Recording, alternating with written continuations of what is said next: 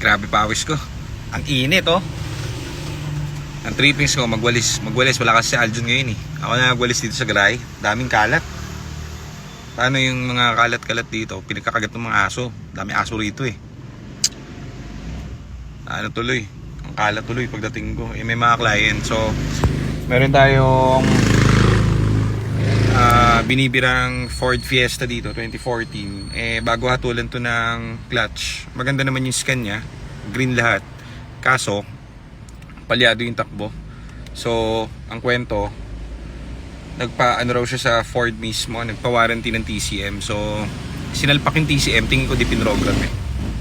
So, dahil hindi siya pinrogram, mag-iiba yung takbo niya. So, after daw lumabas ng kasa, nag-iba na yung takbo. TCM lang naman daw yung pinalitan. Pero dun sa actual check, lahat naka-green. Okay yung TCM, okay lahat. Engine and everything, walang kahit isang error. So, doon tayo sa least pinaka-lowest na magagawa na diagnose.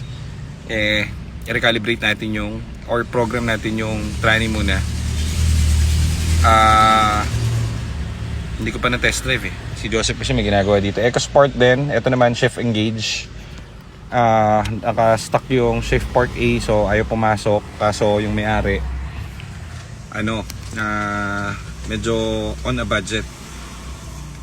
Kaya ginagawa namin yung kaya dun sa unit niya, yung best possible way na hindi siya gagastos. Kaso lang, ROI na naman tong unit niya. Dahil parang 3 years nila nabili to second hand. Sabi ko kay Sir, parang actually ROI na kayo dyan, swerte pa kayo dyan. Kasi may iba, nabili nila sa labas, tapos ang nangyari, pagkabili mamaya sira na. Kasi nabenta sa kanila may problema yung clutch. So 3 years is ROI, okay na yun, best na yun. Hindi naman yun actually nasisira ka ako. Yung sira dun sa loob ng tranny niya, hindi naman yung sira for replacement. So parang brakes, parang preno, di ba? Bakal yun eh. Napupudpud yun pag ginagamit. Napupudpud din po yan. So kailangan natin palitan if ever, para mawala yung error niya na ganun. Napakainit, mamaya ulit. Pa-program muna ako guys. So mamaya balikan natin kung titino tong isan to. Pero tingin ko to siguro mga ano lang, 1,000 20% eh goods to. Napakainit.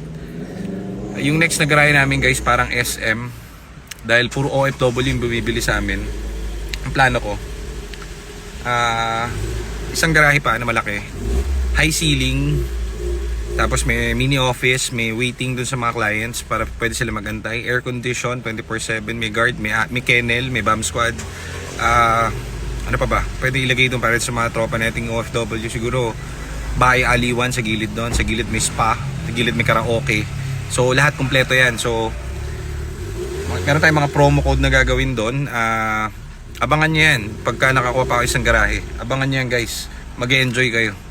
Meron pa kami siguro papalagay doon na promo na siguro pagka wag mo sasabihin sa misis mo na pauwi ka na galing abroad, kami susundo sa iyo. Tapos mga 2 araw tayo.